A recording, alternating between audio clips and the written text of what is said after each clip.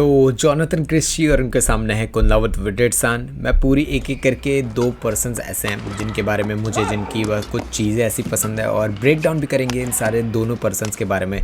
शुरुआत ही करते हैं हम जोनाथन क्रिस्टी के बारे में। जोनाथन क्रिस्टी एक ऐसे प्लेयर हैं जिनका फुटवर्क, जिनका गेम प्ले, सारी चीज़ें बोल सकते हैं कि एक स्टेबल लेवल पे है। कोई भी चीज़ें एक दूसरे को ओवर पावर नहीं करती है। जैसे कुछ प्लेयर्स होते हैं ना जिनकी अटैक बहुत ही ज़्यादा बढ़िया होती है, कुछ होते हैं जिनकी टेक्टिकल गेम प्ले बहुत ही बढ़िया होती है। मतलब मैं अभी एग्जांपल्स नहीं देना चाहता, नाम नहीं देना चाहता, बट स्टिल ये एक जोनाथन क्रिस्टी एक ऐसे प्लेयर है जिनके अटैक भी बहुत बढ़िया रहता है। वो अटैक टॉप लेवल नहीं है बट एक बढ़िया लेवल पे है। बोल सकते हैं कि अगर 5 स्टार बोलो तो उसमें से 4 स्टार तो मिलेंगे उनको अटैकिंग में। दैन अगर फुटवर्क की बात करो उसमें भी 4, मतलब एक एवरेज से बहुत ही बढ़िया है। सारी चीज़ें एक स्टेबल लेवल पे है। कौन सी चीज़ जहाँ पे जोनाथन क्रिस्टी है वो रुक जाते हैं वो आप नहीं बोल सकते हैं, क्योंकि वो सारी चीज़ें डिपेंड करती है उनका जो अपोनेंट कितना बढ़िया खेल रहा है। जैसे उनके सामने अपोनेंट आ गया, जैसे कुंदावत विटेटसन है, दैन विक्टर एक्सेल्सन है, ऐसे टॉप टीयर प्लेयर्स आ गए ना, तब थोड़ा बहुत चांसेस है कि जो क्रिस्टी है वहाँ पे थोड़े बहुत बैक ऑफ करे। बट मैंने एक ऐसी मैच भी देख रखी है जोनाथन क्रिस्टी की जिसमें उन्होंने 19-10 के आसपास पे वो पीछे थे थर्ड सेट के अंदर। वो विक्टर एक्सेल्सन के सामने मैच थी, उसके बाद वो 21-19 से वो जीते हैं। मतलब उनको जो एक्सेल्सन है उनको पॉइंट लेने ही नहीं दिए, वो जीत गए थे। और उसमें विक्टर एक्सेल्सन को भाई ऑफकोर्स बहुत ही खतरनाक तरीके से उन्होंने हराया था। तो माइंडसेट लेवल पे भी वो बहुत ही बढ़िया है। तो ये सारी चीज़ें तो उनके वो जो एडवांटेजेस है वो हो गई। तो कौन सी चीज़ है जिसकी वजह से जोनाथन क्रिस्टी अभी तक जो टॉप टीयर बोलते हैं ना 1 2 3 4 इसके आसपास बोल सकते हैं कि नहीं पहुंच पाए। उसका सबसे बड़ा रीज़न है कि इनकन्सिस्टेंसी थोड़ी बहुत उनके अंदर दिखती है। लास्ट 1-2 साल से उनके अगर आप गेम प्ले देखोगे तो कभी ऐसा होता है कि वो फिनाले या सेमीफिनाले तक आराम से पहुँच जाते हैं। उनका गेम प्ले इतना बढ़िया रह जाता है।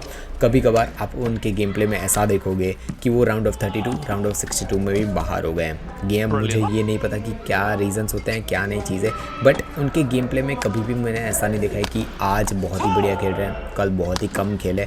ऐसा मैंने कभी भी नहीं देखा है कि उनका गेम प्ले चेंज हुआ हो।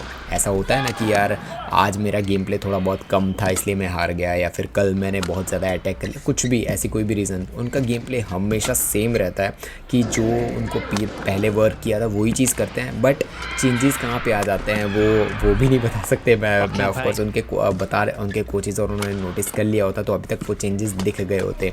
लास्ट 1-2 साल से मैंने जो चीज़ें नोटिस उनके फुटवर्क के अंदर की है वो देखिए कि थोड़ा बहुत वो स्लॉपी हो गए हैं। स्लॉपी से मेरा मतलब ये है कि थोड़ा बहुत स्लो हो गए हैं। पहले के अगर आप 2017-18 के आसपास के जोनाथन क्रिस्टी के जाके मैचेस देखोगे वो बहुत ही फास्टर खेलते थे। फास्टर से मेरा मतलब ये है कि जैसे आप गिंटिंग को देखते हो, गिंटिंग का फुटवर्क देखो भाई साहब, आपको भाई ऐसा लगेगा कि यार इतना फास्ट कोई कोर्ट में कैसे मूव कर सकता है। उस लेवल पे तो नहीं बट उनसे थोड़ा बहुत, ऑफकोर्स वो भी इंडोनेशियन प्लेयर ही है तो वहाँ पे स्पीड भाई ऑफकोर्स जितने भी प्लेयर्स हैं उनमें भाई स्पीड मैंने बहुत ही ज़्यादा देखी है। मेल प्लेयर्स की बात करूँगा, फीमेल्स के बारे में कभी और बात करेंगे। फीमेल इंडोनेशियन प्लेयर्स के बारे में बात कर रहा हूँ मैं, उनके बारे में कभी और बात करेंगे। अभी मेल के बारे में तो ये चीज़ एक मुझे जोनाथन क्रिस्टी की थोड़ी बहुत वहाँ पे लगती है कि थोड़ा बहुत उनका फुटवर्क स्लो हो चुका है। वो भी एक रीज़न शायद हो सकता है, ये मेरा ओपिनियन है ऑफकोर्स। बट अब बात करते हैं जो सेकंड टॉप टीयर प्लेयर है वो है कुंदावत विटेटसन जो यंग ब्रिगेड है। लास्ट मंथ जब वर्ल्ड चैम्पियनशिप 1-2 महीने पहले जब हुई थी, जब वो जीते थे पूरा वर्ल्ड चैम्पियनशिप, उसके बाद 1-2 वीडियोज़ और फोटोज़ आए थे जिसके अंदर वो ली चोंग वी के साथ थे और बहुत लोग मतलब सीख रहे थे। ली चोंग वी जो चीज़ें बता रहे थे ना उनको तो शांति से विटेटसन सुन रहे थे। ये एक चीज़ जो नोटिस मैंने most of the top tier players हैं अभी उनके बारे में नहीं देखी। यंग प्लेयर्स के बारे में बात कर रहा हूँ कि वो जैसे लिंडन है, ली चोंग वी है, जो लेजेंड लेवल पे प्लेयर्स हैं ना, उनके साथ मैंने डिस्कशंस उतने ज़्यादा नहीं देखे। इवन मैं ऐसी बता जो यंग ब्रिगेड जैसे प्रियांशु रजावत है इंडिया के, मैंने बहुत मतलब उनके फ़ोटोज़ वीडियोज़ वो सारी चीज़ें तो साइड में मिले भी होंगे ऑफकोर्स पर्सनल है, बट मैंने कभी ऐसी चीज़ें नहीं देखी कि जैसे मैन सिंगल्स के जो लेजेंड्स हैं ना उनके इस बात में जाके कुछ सीख रहे हो या फिर मैंने ये चीज़ें नहीं देखी है। इसमें विटरसान टॉप में मुझे चीज़ दिखी कि ये उनके आइडल थे, वो जीतने के बाद वो उनका सेलिब्रेशन भी किया था लीचोंगी वाला। आइडियलाइजिंग अच्छे प्लेयर्स के बारे में करना भी बहुत बढ़िया चीज़ होती है। ऑफ कोर्स आप आइडियलाइज नहीं कर रहे हो वो अलग बात है, आपकी मर्ज़ी है, वो चाहे आपकी गेम प्ले है, बट ये चीज़ एक है कि आपको एडवांटेज भी देती है कि आपको कोई तो गोल लग रहा है कि भाई जैसे सेन लक्ष्य है लास्ट 3-4 महीने पहले जो कनाडा ओपन में उन्होंने गेम प्ले दिखाई थी ली शिफेंग के सामने, भाई साहब ऐसा लग रहा था कि उसके बाद जो है ना, हम जैसे लास्ट 4-5 साल से ऐसी बात चल रही है ना कि पहले श्रीकांत किदाम्बी थे, उनके बाद कौन, उनके बाद कोई प्लेयर ही नहीं है जो उस लेवल पे खेल पाए। आपको श्रीकांत किदाम्बी का गेम प्ले अगर याद हो तो उन्होंने लिंडन को क्या भगाया था पूरे कोर्ट में, जबकि लिंडन अपने प्राइम में थे। तब श्रीकांत किदाम्बी जो यंगर थे उन्होंने बहुत अच्छा खासा गेम प्ले दिखाया था। ऑफकोर्स वो हारे थे शायद या फिर जीते थे, वो याद नहीं मुझे, बट ये वीडियोज़ मैंने देख रखे हैं जब मैं बैडमिंटन खेलता था। तो यही चीज़ है कि उनके बाद कौन। तो ऑफकोर्स ये मैच जो कनाडा ओपन में हुई थी सेन लक्ष्य, उसके बाद मुझे लग गया था कि यार सेन लक्ष्य होने वाला है नेक्स्ट जो पर्सन है ओलंपिक्स में हमारे जिताने के लिए। बट कनाडा ओपन गया, उसके बाद गेम प्ले उनका जो ग्राफ है ना वो डाउनवर्ड ही गया है। कोई भाई स्मैशेस वो बाहर मार रहे हैं, उनके ड्रॉप्स बाहर लग रहे हैं, टॉसेस बाहर लग रहे हैं। 21 पॉइंट की मैच में से वो 10-12 पॉइंट्स तो एरर कर रहे हैं, बाहर मार रहे हैं। तो यही चीज़ है इनकन्सिस्टेंसी। यहीं पे थोड़े बहुत चेंजेस आते हैं कुंदावत विटेट्सान के अंदर।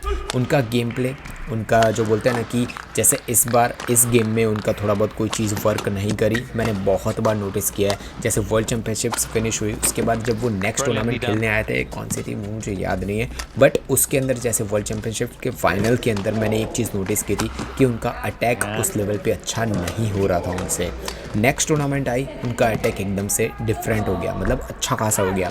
वो जैसे फुटवर्क लेते थे ना, जैसे पिकअप लेते हैं हम खेलते टाइम, तो स्मैशेस मारते टाइम, और वो थोड़ा बहुत स्लाइटली चेंज हो गया। तो ऑफकोर्स उनके कोचेज़ ने बताया होगा, सारी चीज़ें उनसे बात हुई होगी।